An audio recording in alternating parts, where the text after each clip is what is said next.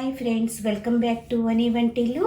ఈరోజు మనం పిండి రుబ్బే పని లేకుండా, ఎటువంటి శ్రమ లేకుండా గోధుమ పిండితో క్రిస్పీగా మసాలా దోశ ఎలా తయారు చేసుకోవాలో చూద్దాం. అప్పటికప్పుడు మనం తినటానికి తయారు చేసుకోవచ్చు. దీన్ని చూడండి, లోపల మసాలాతో చాలా క్రిస్పీగా ఉంది. తినటానికి చాలా టేస్టీగా అనిపిస్తాయి. ఈజీగా కూడా తక్కువ టైంలో అయిపోతుంది. ఒక మిక్సింగ్ బౌల్ తీసుకోండి. దానిలో 1 కప్పు గోధుమ పిండి వేసుకోవాలి. 1 కప్పు గోధుమ పిండికి 1/2 కప్పు రవ్వ వేసుకోండి.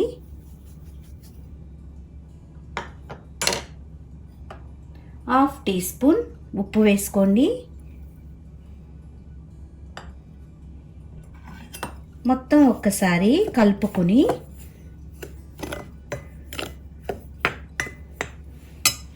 కొద్దిగా వాటర్ని పోసుకుంటూ ఉండలు లేకుండా కలుపుకోవాలి.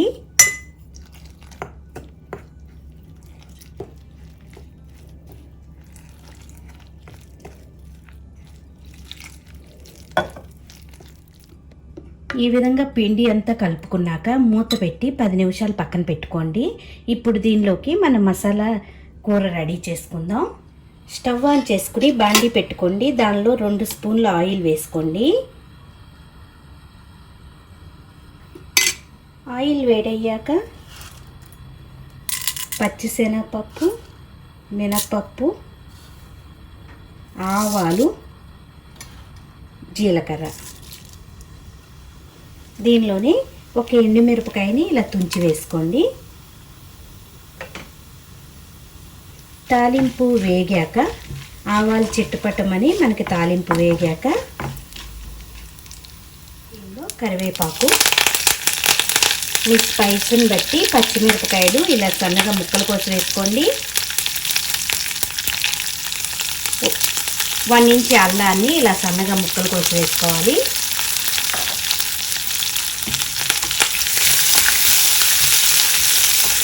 పచ్చిమిర్చి, అల్లము కొద్దిగా వేగాక 2 ఉల్లిపాయల్ని ఇలా సన్నగా ముక్కలు కోసి వేసుకోండి. దీనిలో ఇప్పుడు రుచికి తగినంత ఉప్పును వేసుకుందాం.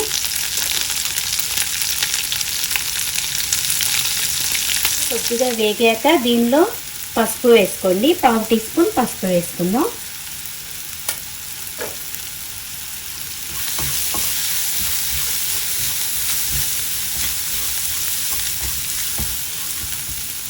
ఇప్పుడు 3 బంగాళదుంపల్ని ఉడికించుకుని పైన పొట్టు తీసేసి ఇలా ముక్కలు కోసి వేసుకోండి.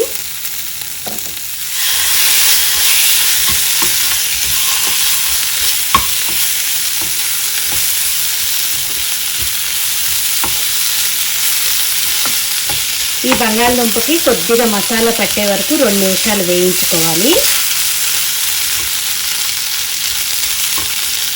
ఇలా కూర వేగాక స్టవ్ ఆఫ్ చేసుకుని దీనిలో కొద్దిగా కొత్తిమీర వేసుకోండి.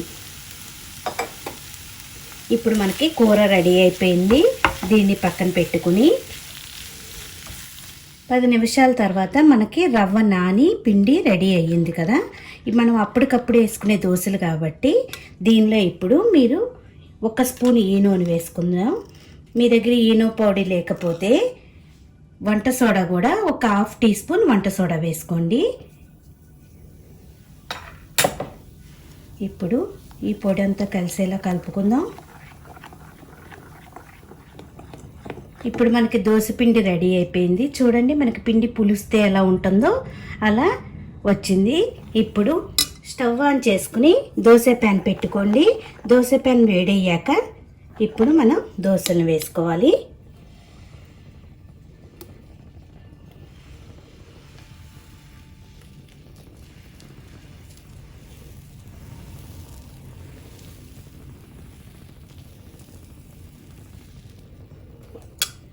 ఇలా దోశ వేసుకున్నాక పైన చుట్టూతా కూడా కొద్దిగా ఆయిల్ వేసుకోండి.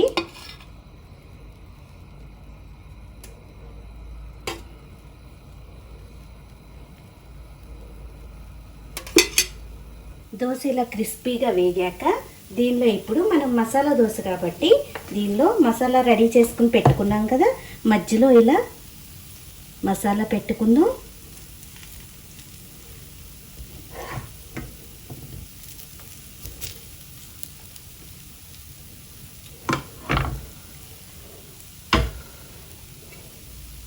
ఇలా పెట్టుకున్నాక దీన్ని ఇలా ఫోల్డ్ చేసుకుందాం. చాలా క్రిస్పీగా మనకి టేస్టీగా మసాలా దోశ రెడీ అయిపోయింది. దీన్ని ఇప్పుడు సర్వింగ్ ప్లేట్లో తీసుకుందాం. మిగతా అన్నీ కూడా ఇలాగే వేసుకోవాలి. ఇలా మసాలా దోశ రెడీ అయిపోయినాయి. చాలా క్రిస్పీగా ఉన్నాయి. మీరు ఏ చట్నీ పెట్టుకునైనా తినొచ్చు, లేకపోతే లోపల కూర ఉంది కాబట్టి మనం డైరెక్ట్గా కూడా తినొచ్చు.